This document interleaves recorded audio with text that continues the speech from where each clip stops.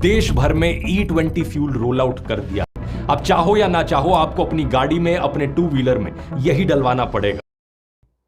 उनके पार्ट्स खराब होने लगेंगे, वियर आने लगेंगे, हैंटिंग होगी, पिकअप प्रॉब्लम, माइलेज प्रॉब्लम, माने रबड़ कटना, उसका लीकेज। इसके अंदर आता था BS4, यानी कि BS4 इंजन जो होता है वो सिर्फ 20% एथेनॉल भी ये एक्सेप्ट नहीं करता, ये वाला इंजन। अब इस गाड़ी के अंदर सबसे ज्यादा दिक्कत आ रही है, इसीलिए मैं आज की वीडियो आप लोगों के लिए लेके आ रहा हूँ। हेलो नमस्कार जी, मैं आपका दोस्त भूपेंद्र टाटला। तो भाई अभी आप देख सकते हो कि नवंबर दिसंबर का मंथ चल रहा है, 2025 लास्ट एंड चल रहा है।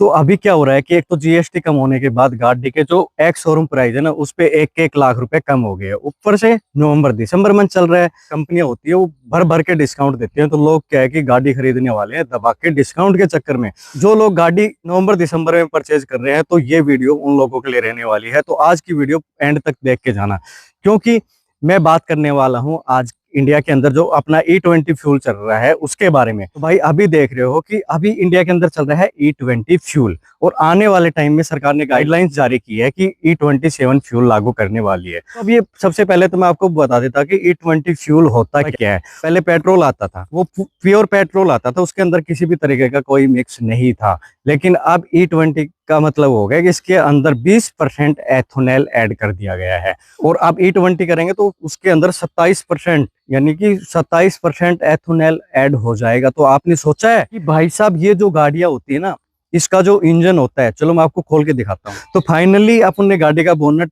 खोल लिया है, तो इसमें मैं आपको दिखा देता हूँ कि ये मैं आपको और एक नॉलेज के लिए बता दूं कि ये वाली जो गाड़ी अपने पास खड़ी है ना, इसके अंदर आता था BS4, यानी कि BS4 इंजन जो होता है वो सिर्फ 20% एथेनॉल भी ये एक्सेप्ट नहीं करता, ये वाला इंजन।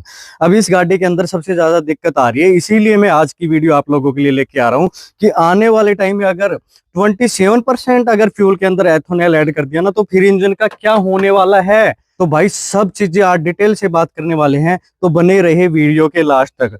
तो भाई इस इंजन के अंदर अब E20 फ्यूल इंडिया के अंदर चल रहा है, तो वो ही डलता हुआ आ रहा है। लगभग 70,000 के आसपास ये गाड़ी चल चुकी है।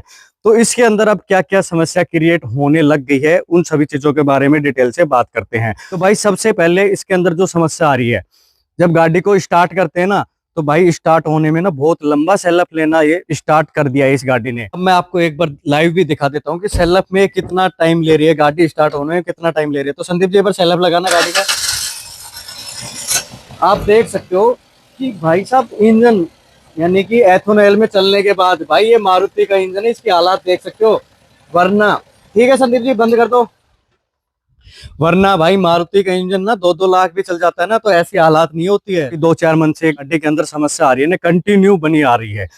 क्यों? क्योंकि भाई साहब जैसे अपना पेट्रोल होता है उसके अंदर पावर ज्यादा होती है, तो स्पायर प्लग होता है ना, तो जैसे अपन सेलअप करते हैं तो प्लग में चिंगारी उठ के तुरंत सेलअप लग जाता था। अगर पेट्रोल की तो ज्यादा पावर होती है, उसी के अंदर अब 20% एथेनॉल ऐड होने के बाद आप सेलअप लगाते हो ना, तो वो पावर जनरेट नहीं कर पाता है, क्योंकि अब उसके अंदर बार बार या तो पावर प्लग भी खराब हो रहा है। अब उसी से ही सब चीज ना इंजन में लैग होना स्टार्ट हो जाता है। जैसे गाड़ी स्टार्ट भी लेट हो रही है, पार्ट्स में धीरे धीरे, जैसे आप 4-5 साल चलाओगे या 70-80 हजार किलोमीटर या 1 लाख किलोमीटर चलाओगे, तो इंजन बिल्कुल ही खत्म होने के कगार पे आ जाता है। तो अब मैं आपको बताता हूँ, जैसे स्पायर प्लग है ना, वो इस गाड़ी के अंदर अभी BS4 के अंदर लगभग 170 रुपए के आसपास की कॉस्ट में अभी पड़ जाता है, चेंज हो जाता है। अब इससे ऊपर का जो वेरिएंट है, जिन्होंने 2023 के बाद गाड़ियां परचेज की है, 2023 के बाद अपना इंजन आ गया था BS6। अपना जो E20 जो फ्यूल आ रहा है उसको एक्सेप्ट कर रहा था, लेकिन ये BS4 है, इसके अंदर तो काफी सारी समस्या क्रिएट करने लग गई है गाड़ियां। तो भाई मैंने बताया था कि ये 20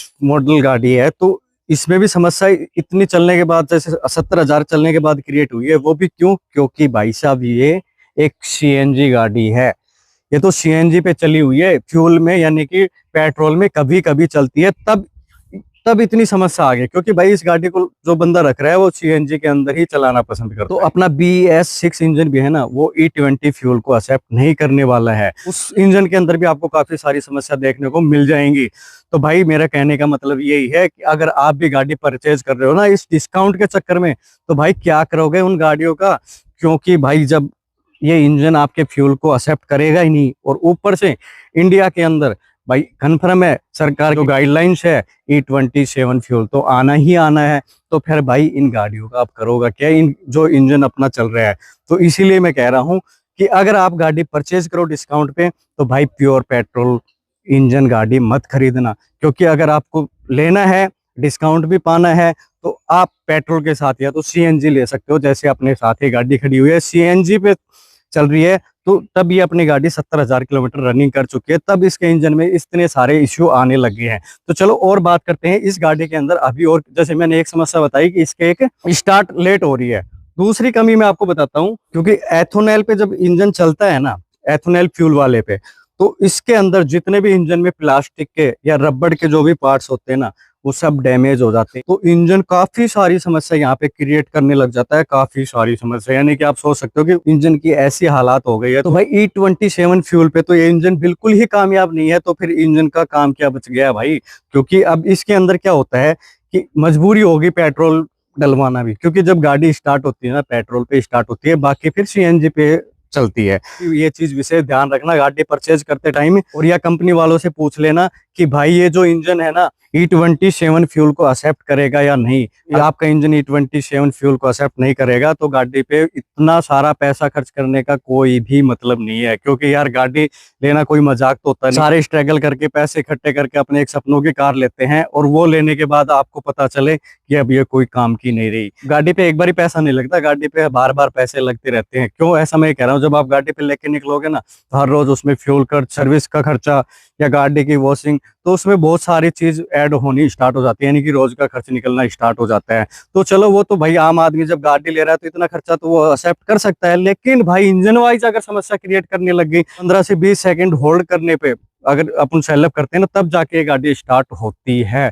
तो इतनी समस्या क्रिएट। दूसरा, गाड़ी को जब चलाते हैं ना, इसमें पिकअप बनता ही नहीं है भाई, पिकअप ही नहीं बना रही गाड़ी। तो ऐसा तो यार फिर अब गाड़ी ले रहे हो तो फील भी नहीं आएगा आपको पिकअप ही नहीं मिलेगा, तो किक नहीं मिलेगा आपको गाड़ी चलाने के अंदर। तो इतनी सारी समस्या आपको क्रिएट होने वाली है। तो मैं आपको फिर से यही कहना चाहूंगा, अगर आप गाड़ी परचेज कर रहे हो तो इस चीज पे विशेष ध्यान रखना कि भाई ये इंजन जो मैं गाड़ी परचेज कर रहा हूँ E27 फ्यूल को एक्सेप्ट करेगा या नहीं करेगा, इस चीज का आपको विशेष ध्यान रखना है। या फिर आपको उसके साथ में सीएनजी तो लेनी ही लेनी है, प्योर पेट्रोल इंजन गाड़ी मत लेना। तो भाई अब बात करते हैं इस गाड़ी के ओनर से, क्योंकि जो इस 70,000 किलोमीटर चली है ना, वो इसके ओनर को ही पता है कि इस गाड़ी के साथ उनका कैसा एक्सपीरियंस है। तो सारी डिटेल अभी तो मैंने ही बताया है आपको, जो मैंने ओनर से सुना है या फिर मैंने लोगों से सुना है कि E20 फ्यूल के साथ इंजन क्या क्या समस्या क्रिएट कर रहा है। तो फाइनली आप बुलाते हैं ओनर को। तो सर आना एक बार। नमस्कार सर। नमस्कार भूपेंद्र जी। सबसे पहले एक बार अपना नाम बता दो। मैं संदीप हूँ भैर रोड से ही। और भूपेंद्र जी आपका बहुत बहुत धन्यवाद, आपने टाइम निकाल के हमें टाइम दिया सर। बिल्कुल सर, ये आपका बड़प्पन है जो आप इस लायक हमें समझ रहे हो। अच्छा सर, जैसे अभी आपकी गाड़ी कितनी चल चुकी है? ये मेरी गाड़ी लगभग 80,000 के आसपास। देखो मैं 70,000 बता रहा था, लेकिन 80,000 गाड़ी चल चुकी है। तो सर ये BS4 वाला इंजन है या B6 वाला है? ये सर BS4 इंजन। यानी कि मॉडल कौन सा है ये 22 है।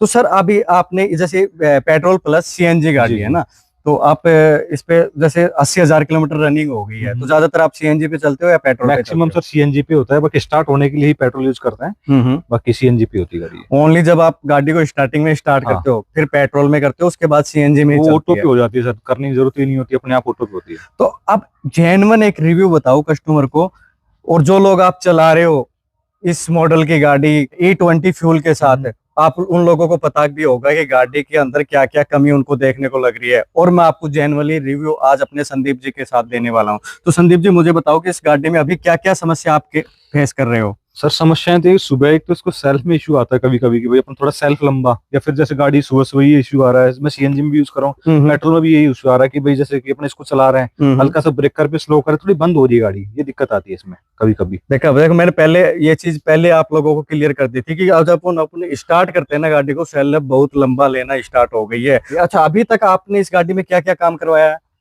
मैंने इंजन का तो कोई काम नहीं करवाया, इंजन से रिलेटिव कोई काम नहीं करवाया। अच्छा अभी एक आप जिक्र कर रहे थे कि इसका स्पेयर प्लग भी कोई चेंज वगैरह किया है कि अभी तक करा नहीं है, बाकी करवाने की सोच है। सर्विस आई हुई है गाड़ी मेरी फिलहाल। अच्छा सर्विस करवाने, इसमें बोला था एजेंसी वाले ने इसमें ये इशू है, आप एक बार थोड़ा जांच करवा लेना। तो जाएंगे तो इसको देखेंगे। एक्चुअल में समस्या है नहीं है। तो आपको कैसा पता कि स्पेयर प्लग चेंज होगा? आपको किसी ने बताया था या मुझको फिर उसने अभी बात बताया करने था से कि ही भाई आपको आइडिया है? इसमें आपकी जो गाड़ी है जो अपना जो सेल्फ स्टार्ट करे तो लंबा ले रही है। सेल्फ सेल्फ में लंबा टाइम ले लग रही रहा है, है, यानी कि 20-25 सेकंड के आसपास ही आपका उससे कम ले रही है मतलब टाइम। कम टाइम, इतना तो नहीं है। बाकी जो पहले के अकॉर्डिंग थोड़ा सा ज्यादा टाइम ले रही है। जहाँ पहले अपन थोड़े टाइम पहले की बात करें जैसे, तो उसमें थोड़ा फर्क आ रहा है गाड़ी और एक गाड़ी के पिकअप में भी कुछ में। समस्या है। काफी चेंजमेंट है सर। और अगर एवरेज की बात करें तो पहले जैसे आपने पेट्रोल पे चलाई है, तो आपने खुद ही ड्राइव किया कि कोई और भी? मैं अकेला ही मैंने इस गाड़ी को 80,000 किलोमीटर सिर्फ आपने मैंने चलाई अकेले है। चलाई है। सीएनजी में क्या निकल के दे रही है? सीएनजी में सर 25 प्लस एवरेज आ रही है, 25 लोकल में। हाईवे पे 30 प्लस आ रही है। तो भाई वही बात है कि यार आप सोच सकते हो कि पेट्रोल के अंदर कितनी एवरेज बताई थी आपने? 14-15 की। क्योंकि ये भी सबसे बड़ा इश्यू है एथोनेल का, क्योंकि एथोनेल ना आपकी एवरेज कम से कम 7 से 10% एवरेज डाउन करता है, क्योंकि एवरेज भी घटती है इस एथोनेल वाले फ्यूल के अंदर। वो तो पावर आपका ही नहीं है सर। फ्यूल की खपत भी ज्यादा होती है। अच्छा, एथोनेल फ्यूल के अंदर एक स्मेल भी ज्यादा आती है गाड़ी के अंदर या फ्यूल में। आपने कभी ऐसा वो फील तो किया? मैंने नोटिस किया नहीं। अच्छा, सर ने तो देखो ऐसा क्यों जल्दबाजी में होते हैं, गाड़ी उठाई चल दी है, अपने काम से होते हैं, ड्यूटी आना होता है एज ए डॉक्टर है सर।